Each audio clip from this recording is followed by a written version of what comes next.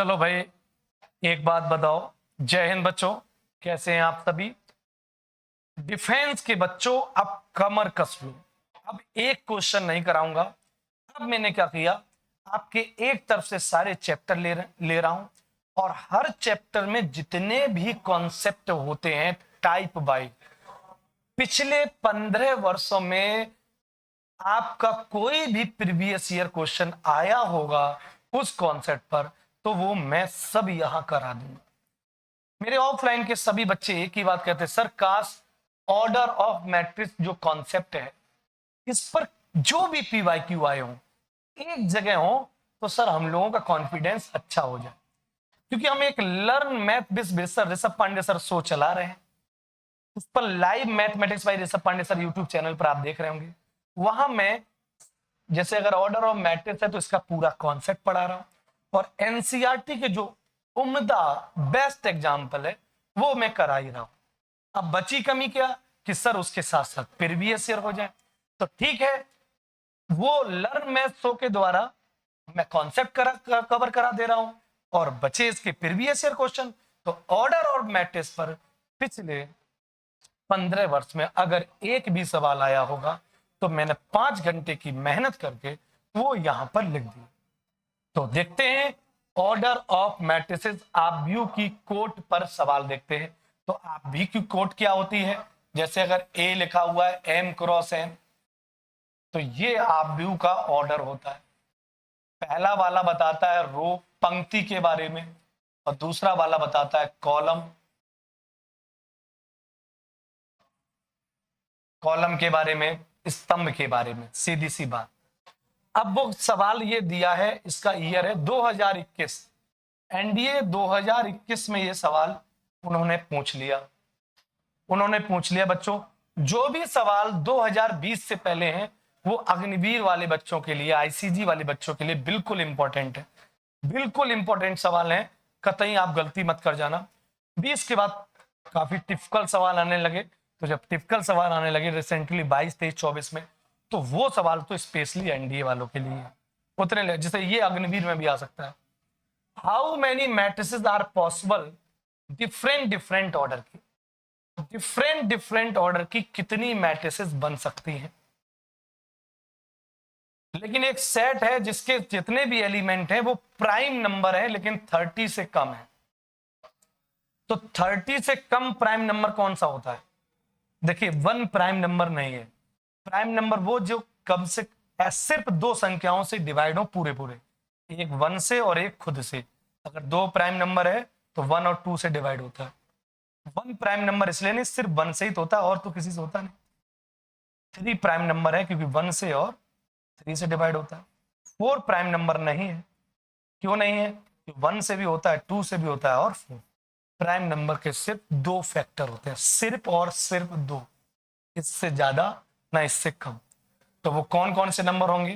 सबसे पहले 2 होगा, फिर 3 होगा, 30 से कम होने चाहिए, 2 है, 3 है, 5 हो जाएगा, 6 नहीं होगा, 7 हो जाएगा, 8, 9 नहीं होगा, 10 नहीं होगा, 11 हो जाएगा, 12 नहीं होगा, 13 होगा। ये सिर्फ 1 से या 13 से डिवाइड होते हैं और किसी से नहीं। 13, 14 नहीं होगा, 15 नहीं होगा, 16 नहीं होगा, 17 हो जाएगा, 18 नहीं होगा, 19 हो जाएगा, किसी और से नहीं होता है, सिर्फ 1 से और 19 से होता है। 20, 21, 22, 23 हो जाएगा, 24, 25, 26, 27, 28, 29 हो जाएगा। 30 तो लेना नहीं, फिर 30 से कम लेना है, और 30 प्राइम है भी नहीं। अब देखिए किसी सेट में कितने एलिमेंट हैं? 1, 2, 3, 4, 5, 6, 7, 8, 9, 10। इसमें बच्चों 10 एलिमेंट हैं। तो बड़ा अच्छा लॉजिक होता है। हम ये कहें कि मैट्रिसेस का ऑर्डर mn है, तो अगर ये कहें कि इस मैट्रिसेस में कितने एलिमेंट होंगे, तो ऑर्डर का मल्टीप्लाई हो जाता है, सीधी सी। कोई 2 क्रॉस 2 की मैट्रिक्स है तो उसमें 2 दूनी 4 एलिमेंट होंगे, 4 एलिमेंट। 2 क्रॉस 3 की मैट्रिक्स है, मतलब 2 रो है और 3 कॉलम है, तो 1, 2, 3, उसमें 6 एलिमेंट होंगे। हमें पहले से पता है 3 दूनी 6, कैसे? 1, 2, 3, 4, 5, 6, 2 रो हो गई और 3 कॉलम हो गए। तो उनके ऑर्डर का गुणा कर दो, तुम्हें total number of element matrix के अंदर मिल जाएंगे। तो अब हमारे पास टोटल इस ए के एलिमेंट कितने हैं? 10। तो हमें तो पॉसिबल ऑर्डर बताने हैं, तो वो ऑर्डर सही हो जाएंगे जिनका प्रोडक्ट 10 आ रहा होगा। तो सोचने का एक डिटेल तरीका है, आप 1 से शुरू करना हमेशा, क्योंकि 1 का किसी नंबर में गुणा करोगे तो वही आएगा, 10 1 जा 10।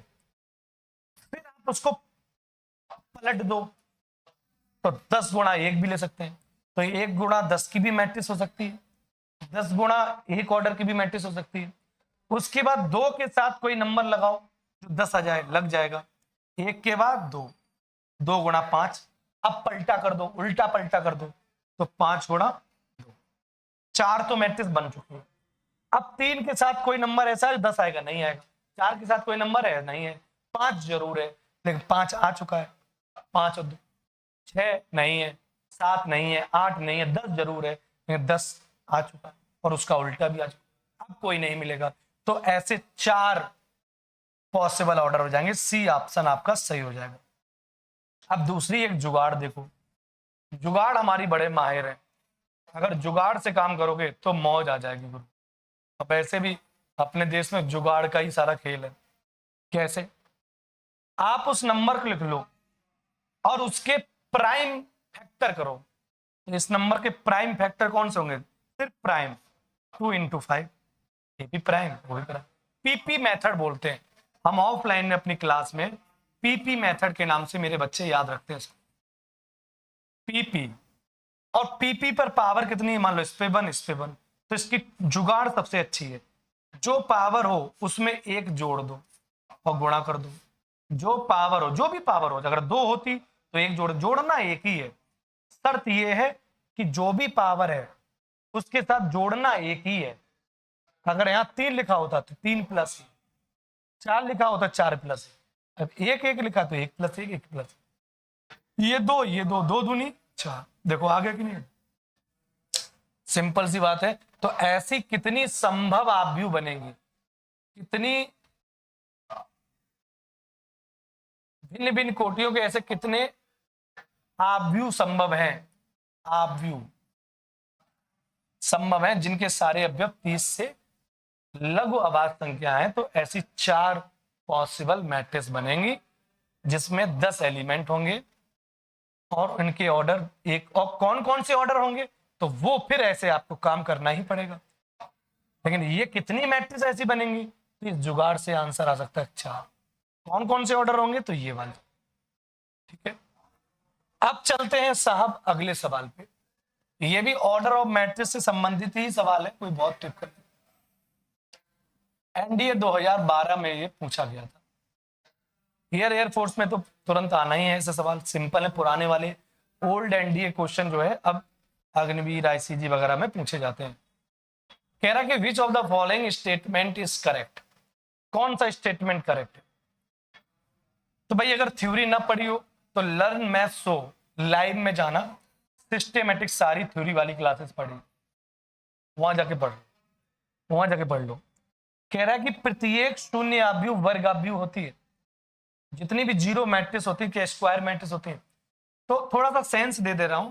स्क्वायर मैट्रिक्स का मतलब होता है जिसमें रो जितनी हो उतने ही कॉलम हो, सीधी सी बात। तो कह रहा कोई जितनी भी जीरो मैट्रिक्स होती है सब स्क्वायर मैट्रिक्स होती है? नहीं यार, जब किसी स्टेटमेंट को गलत ठहराया जाता है तो हमें एग्जाम्पल देना होता है। एग्जाम्पल का रिहर्सल आप लोग जरूर करें, आपके पॉकेट में एग्जाम्पल जरूर भरे पड़े हो।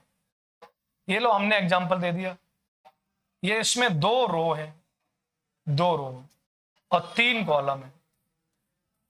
क्या ये स्क्वायर है? नहीं है, लेकिन जीरो मैट्रिक्स तो है। सारे एलिमेंट जिसमें जीरो होते हैं वही तो जीरो मैट्रिक्स होती है।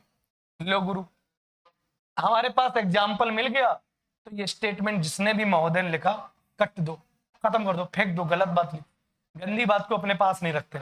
गंदी बात इसलिए है मेरी ये स्क्वायर मैट्रिक्स तो है नहीं लेकिन जीरो है, और तुम कह रहे हो कि सभी जीरो मैट्रिक्स जितनी भी है वो सब स्क्वायर होती है। ये कहाँ स्क्वायर है? गलत बात है ना, हटा दो। Matrix has a numerical value, matrix की कभी वैल्यू नहीं आती है, जैसे डिटर्मिनेंट की आती है। तुमने आप व्यू में पढ़ा होगा, हम तुम्हें बता दे रहे हैं 1 2 3 4। ये स्क्वायर मैट्रिक्स भी है और डिटर्मिनेंट भी है। इसकी तो वैल्यू होती है, इसकी हम लोग कैसे निकालते हैं, 4 का 1 में 3 का 2 में माइनस लगा देते, वैल्यू आ गई। चलो, लेकिन अगर हम ऐसी मैट्रिक्स ले रहा हूं 1 2 3 4 5 6, अब तुम बताओ बच्चा, इसकी कोई वैल्यू होगी क्या? मैट्रिसेस की परिभाषा ही मैंने पढ़ाई है लाइव शो में। Matrix is only a representation of number in a rectangular अरे, एक रेक्टेंगुलर फॉर्म में, आयताकार रूप में, चाहे वो वर्गाकार हो जाए, चाहे वो आयत में हो जाए, कैसे भी हो जाए, लेकिन इस तरह से लंबाई चौड़ाई के फॉर्म में बस एलिमेंट को सजाया जाता है। उनकी कोई वैल्यू थोड़ा ना होती है। नेचर हो सकते हैं square matrix, identity matrix, diagonal matrix, लेकिन वैल्यू थोड़ा ना होती है। अब इसकी क्या वैल्यू होगी? इसका तो डिटरमिनेंट भी नहीं निकाल पाओगे। क्यों? इसको पकड़ोगे तो इनका कहां गुणा करोगे, तो इसकी कोई भी वैल्यू नहीं होती, याद रखना। लेकिन डिटरमिनेंट है जब वैल्यू, डिटरमिनेंट का अपना एक मान होता है, लेकिन मैट्रिक्स का कोई भी न्यूमेरिकल वैल्यू नहीं होता। ये कह रहा होता है, चलो तुम भी गलत हो। फिर कह रहे दोनों सही है, जब दोनों गलत है तो दोनों सही कहां से हो जाएंगे? चुलबुल हो क्या? हाँ, नन ऑफ दीज, कोई भी सही नहीं है। हमें which of the following is correct बताना है, तो करेक्ट में ये इनकरेक्ट है, ये भी इनकरेक्ट है, ये तो इनकरेक्ट है ही। तो फिर जब कोई नहीं है तो कोई नहीं तो करेक्ट आंसर है, तो ये करेक्ट है। दोस्तों बात समझ में आई कि नहीं?